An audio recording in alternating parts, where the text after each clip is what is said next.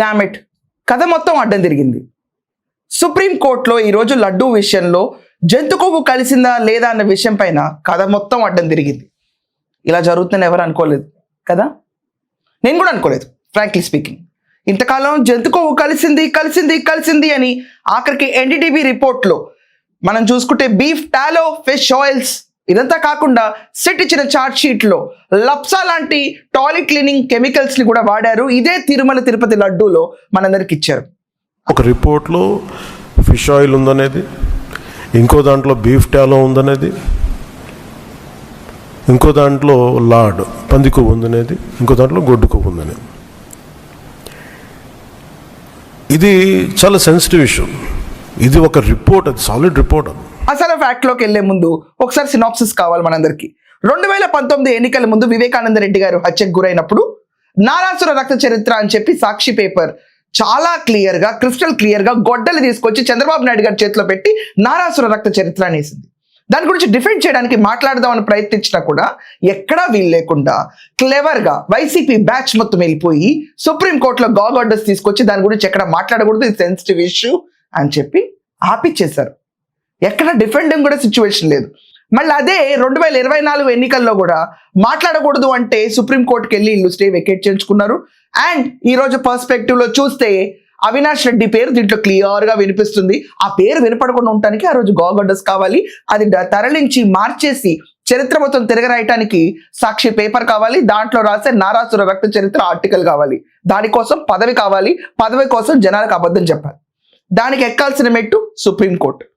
ఇది అందరికీ తెలిసిన విషయమే.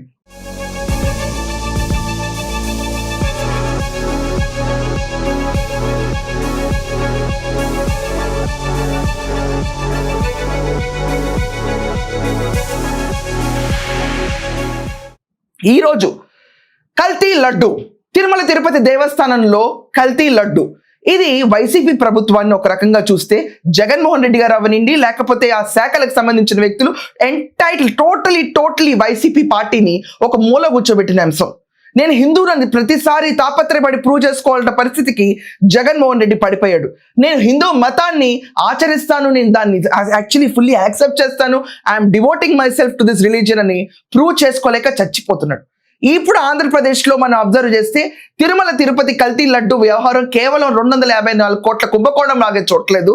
ఇది హిందుత్వ మతం పైన చేసిన ఒక అకృత్యమైన దాడి. జంతువుల కొవ్వు ఉందని, గొడ్డు మాంసం కొవ్వు ఉందని,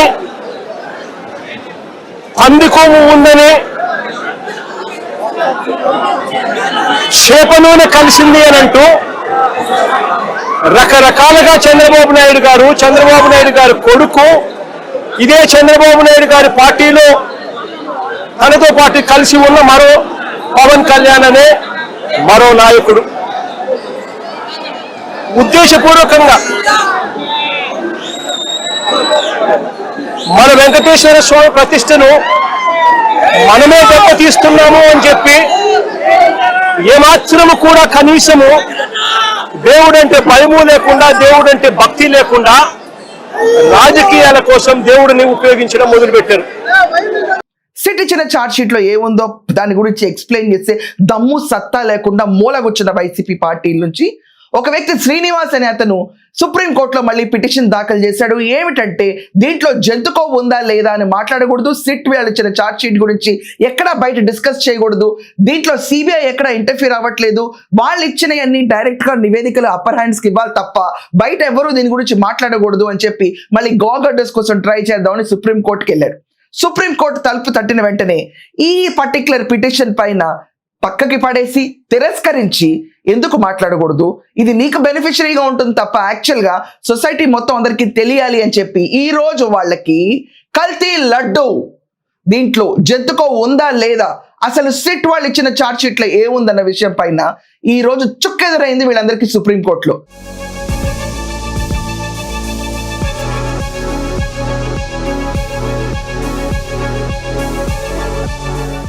ఈ రోజు వైసీపీలో ఉన్న పరిస్థితికి జగన్మోహన్ రెడ్డి గారు అవనండి, ఎవరైనా అవనండి, సిట్ ఇచ్చిన ఛార్జ్ షీట్లో ఏం పేరుకొందన్న విషయాన్ని మాట్లాడడానికి వెనులో వణుకు మొదలవుతుంది. ఈ విషయాన్ని ఎంత డీవియేట్ చేద్దామన్నా డీవియేట్ అవ్వట్లేదు. ఎట్ ద లాస్ట్ వాళ్ళకి ఇది వరకు తెలిసిన ఆయుధమైన సుప్రీంకోర్టు మెట్లు తొక్కి ఈ రోజు మళ్ళీ అదే ఆర్డర్స్ ని తీసుకొచ్చి ఇంప్లిమెంట్ చేద్దాం ఆంధ్రప్రదేశ్ లో అంటే పప్పులు ఉడకలేదు. ఈ రోజు ఈ పిటిషన్ సిజేఐ సూర్యకాంత్ గారు ముందు వచ్చింది. ఆయన ఈ పిటిషన్ ని కొట్టివేశారు. మనం అబ్జర్వ్ చేస్తే జంతు కొవ్వు గురించి, తిరుపతి లడ్డు గురించి కలిసిందన్న మాటలు పబ్లిక్ గా ఎవరూ మాట్లాడకూడదు. సిబిఐ వాళ్ళు దీన్ని ఆపలేకపోతున్నారు. కాబట్టి ఈ రోజు అత్యున్నత న్యాయస్థానం సుప్రీంకోర్టులో మేము ఈ పిటిషన్ దాఖలు చేశామంటే చొక్కెదురైంది వైసీపీకి. ఇక వాళ్ళ పరిస్థితి ఏమిటి? ఏంటి? ఎక్కడైతే వాళ్ళు ఇది వరకు విన్ అయ్యారో గేమ్, సుప్రీంకోర్టు ఆర్డర్స్ పెట్టుకుని ప్రతి ఒక్కళ్ళు నోళ్లు ముంచారు, ఈ రోజు వాళ్ళు అదే విషయంలో అట్టర్ ఫెయిల్ అయ్యారు. This is the downfall of that particular party. ఎవరో కాదు, డైరెక్ట్ వైవి సుబ్బారెడ్డి ఒప్పుకున్నాడు. దాంట్లో palm oil, caramel oils, at the same time కొన్ని కెమికల్స్ కలిసి అన్నారు, కొన్ని కాదు దాంట్లో లప్సా లాంటి టాయిలెట్ క్లీనర్స్ కలిసి అని. ఈ విషయం పైన మాట్లాడడానికి సిగ్గేసి మొహం చాటేసి తిరుగుతున్న వైసీపీకి ఇది ఒక పెద్ద ఎదురు దెబ్బ. Yes, I agree that they have submitted in their report that ghee is adulterated. And they have also mentioned adulterated ghee supplied because of so many people's involvement and some officers' involvement, some third persons' involvement in the, all those people were named and charge-sheeted also. Ghee is adulterated with some palm oil, some canola oil, some other items, whatever it is, that is found in the CBI SIT report. ఇక నుంచి రాజకీయాలు చేయాలి, ఓట్లు తీసుకోవాలన్నప్పుడు అబద్ధాలు ప్రచారం చేయకుండా సవ్యంగా పరిపాలన చేసిన వాళ్ళకి ఈసారి ఓట్లు వేస్తారు జనాలు. And at the same time ధర్మాసనం కూడా ఈ రోజు వాళ్ళకి ఫేవరబుల్ గానే మనం చూసుకుంటే మాట్లాడకూడదు అన్న విషయానికి మాట్లాడొచ్చు అని చెప్పినట్టు పిటిషన్ ని పక్కన పడేశారు. ఇది వైసీపీ చేస్తున్న డ్రామా. ఎవరు నోరు మెదపకూడదు, మెదిపితే మేము సుప్రీంకోర్టు మెట్లు ఎక్కుతాం. ఏమైంది? మొత్తం గేమ్ క్లోజ్ అయింది. డామెట్, కథలా అర్థం తిరుగుతుందని ఎప్పుడు అనుకోలేదు. వాళ్ళు ధైర్యంగా కూర్చున్నారు ఇంతకాలం సుప్రీంకోర్టు నమ్ముకుని. ఒకవేళ ఆర్డర్స్ తెస్తే మాట్లాడే వాళ్ళు నోళ్ళని ముంచొచ్చని. ఈ రోజు తర్వాత ఆ హోప్ కూడా పోయిన తర్వాత ఈ పార్టీ ఇప్పుడు వస్తున్న సమస్యలు, ఆరోపణలు, ఆ ఫ్యాక్ట్స్ బయటపడిన తర్వాత సిట్ చార్ట్ షీట్ లో ఏదైతే కెమికల్స్, రసాయనాలు కలిసినాయి అని చెప్పి, at the same time NDDB report లో బీఫ్ టాలో ఫిష్ ఆయిల్స్ కూడా ఉన్నాయి, దాంట్లో జంతుకోవు కలిసిందని చెప్పి ఇచ్చిన ఎన్డీడీబీ రిపోర్ట్ ని ఇక నుంచి వాళ్ళు ఎలా ఫేస్ చేస్తారు కేవలం ఆ 7 కొండల వాడికే తెలుసు. సో మీరందరూ కూడా ఈ రోజు ఈ చుక్కెదురైన వైసీపీ పరిస్థితి గురించి ఎలా విశ్లేషిస్తారు, ఏమనుకుంటున్నారు, కమెంట్స్ లో గట్టిగా రాయండి. That's all for now. Thank you.